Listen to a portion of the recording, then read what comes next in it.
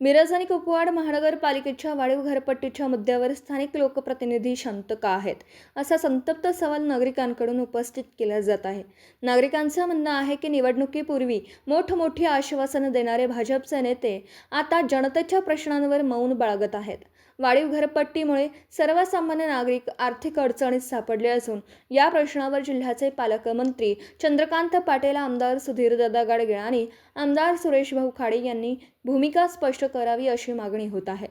घरपट्टी विरोधात काढण्यात आलेल्या मोर्चामध्ये अनेक नागरिकांनी संताप व्यक्त करत लोकप्रतिनिधींविरोधात घोषणाबाजी केली.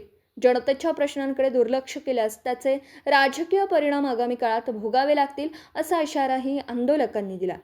दरम्यान आमदार सुधीरदत्त गडगे यांनी 90% लोकांना वाढीव घरपट्टी मान्य आहे असं वक्तव्य केल्याचा उल्लेख करत आमदार साहेब एकदा जनतेसमोर येऊन नागरिकांचं म्हणणं ऐकण्याची तयारी आहे का, असा सवालही आंदोलकांनी उपस्थित केला.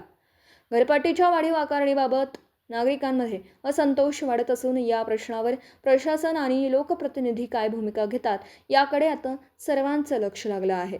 राजेंद्र शिंदे, झी न्यूज.